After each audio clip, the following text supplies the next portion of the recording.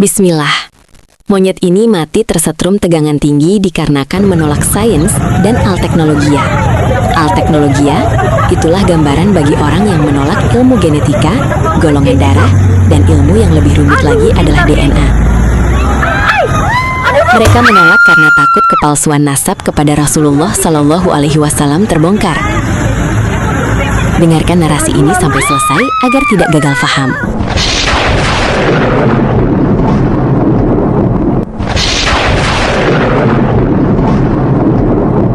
Dajjal tidak takut dengan senjata. Dajjal juga takut dengan perang. Satu hal yang sangat dia takuti adalah terkuaknya kebenaran tentang darah dan jati dirinya. Oleh karena itulah, kalangan eskatolog Islam sepakat menyebut bahwa Dajjal sangat takut dengan kehadiran ilmu genetika berupa tes DNA. Dengan keberadaan ilmu ini, Dajjal merasa takut para klan keturunannya akan terungkap lebih cepat dari skenario yang telah dirancangnya. Itulah sebabnya, dalam simbol-simbol rahasia mereka, genetika selalu jadi hal yang tabu. Pertanyaannya, mengapa klan Ba'alawi bersikeras menolak tes DNA? Apakah mereka bagian dari klan Dajjal atau bagian dari skenario besar Dajjal? Simak narasinya dalam video ini. Eskatolog Islam adalah studi tentang peristiwa-peristiwa di akhir zaman yang mencakup kehidupan setelah kematian, hari kiamat, penghakiman terakhir, dan berbagai peristiwa terkait termasuk tentang kehadiran Dajjal. Secara singkat, eskatolog Islam membahas tentang apa yang akan terjadi di akhir perjalanan dunia dan nasib akhir umat manusia. Kini, mari kita bayangkan ada sebuah teknologi yang bisa mengungkap siapa dirimu yang sebenarnya, dari mana kamu berasal, dan siapakah nenek moyangmu. Teknologi ini dapat menyingkap tabir ribuan tahun tamasa ketika ada satu klan mengklaim bahwa mereka adalah sebagai keturunan dari darah suci Nabi Muhammad Shallallahu Alaihi Wasallam. Tapi takut pada teknologi ini, maka sah-sah saja bila kita mencurigai mereka sebagai bagian dari sebuah konspirasi besar seperti yang diramalkan oleh para eskatolog. Kenapa mereka begitu takut diuji DNA? Apakah karena di balik nasab mereka tersembunyi rahasia besar sebuah peradaban gelap yang berasal dari tanah misterius bernama Pulau Sokotra di lautan lepas Yaman, tempat di mana Dajjal bersembunyi? Dalam hadis sahih riwayat Tamim Ad-Dari, Rasulullah bersabda tentang Dajjal yang disekap di sebuah pulau di timur.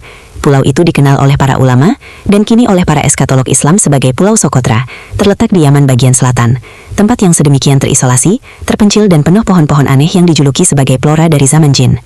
Tak jauh dari pulau ini, terdapat kota Tarim, pusat klan Ba'arabi.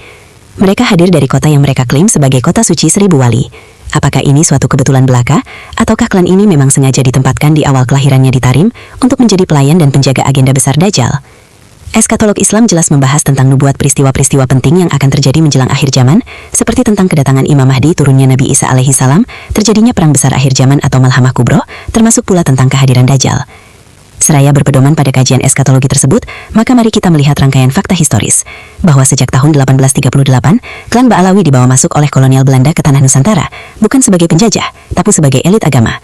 Mereka tidak dikirim sebagai buruh kontrak seperti orang-orang Jawa yang dikirim ke Suriname dan Kaledonia Baru. Sebaliknya, mereka diangkat, dimuliakan, bahkan dijadikan pemimpin lokal atas nama keturunan Nabi. Mereka sepertinya memang sengaja dipersiapkan untuk menjadi tuan rumah di negeri dengan pemeluk Islam terbesar di dunia ini. Yang kemudian terjadi adalah suatu fakta bagaimana mereka mengklaim Indonesia sebagai milik Aulia Tarin. Semua orang, tak terkecuali para kiai dan sejarawan, diam terpukau, seolah menerima saja klaim tersebut. Semuanya takjim, akibat terbius pada pengakuan Ba'alawi sebagai cucu Nabi Muhammad Shallallahu Alaihi Wasallam. Kiai Haji Imaduddin Utsman Al-Bantani adalah sosok yang kemudian membangunkan bangsa ini dari persona sihir klan Ba'alawi. Lewat esainya, Kiai Imad lantang berteriak bahwa klan Ba'alawi bukan cucu Nabi. Anak-anak bangsa pun tersadar dan mulai ramai mempertanyakan keabsahan nasab mereka. Tapi anehnya, nasab mereka tak pernah dibuktikan secara ilmiah. Mereka selalu menolak, bahkan marah, jika diminta untuk tes DNA dengan menguji DNA kromosom, standar ilmiah untuk mengetahui keturunan patrilineal. Berdalih dengan sejuta kata, mereka bersikeras menolak pembuktian dengan tes DNA. Kenapa mereka harus takut? Karena jika DNA mereka diuji dan tidak cocok dengan profil genetika Bani Hashim, maka drama ribuan tahun bisa runtuh dalam hitungan menit.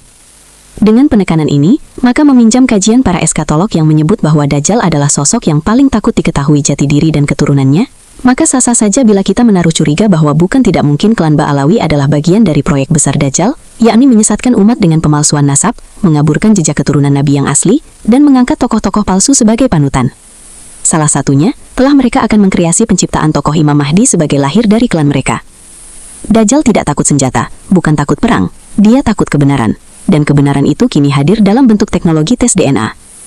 Demikian sepenggal narasi eskatolog yang memiliki dasar keilmuan sangat kuat. Itulah sebabnya, dalam simbol-simbol rahasia, para kaki tangan Dajjal, genetika selalu menjadi hal yang tabu. Sementara itu, umat Islam awam terus dicekoki dengan dongeng-dongeng tentang keturunan suci Nabi yang tanpa sadar bahwa mereka telah menyembah sistem Dajjal yang terselubung. Pertanyaan pun terus berputar-putar. Apakah klan Ba'alawi adalah benar keturunan Nabi, ataukah mereka hanya salah satu aktor dalam panggung besar sang Dajjal? 1000 dalih mereka rangkai untuk menguatkan nasab, tapi kali ini mereka terjebak pada kecanggihan ilmiah. Sudahlah, hentikan perdebatan tentang dalih dan 1000 pembenaran dari kitab-kitab nasab. Satu hal yang pasti, maukah kalian membuktikan keabsahan nasab dengan tes DNA, ataukah kalian akan terus bersembunyi di balik jubah palsu dan gelar Habib?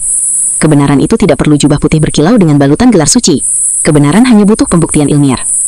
Tes DNA tak pernah berbohong. Jika kalian tetap menolak, maka jangan pernah salahkan kalangan umat yang kemudian melabeli kalian sebagai bagian dari sistem dadar dengan konspirasi besarnya menyesatkan umat Islam.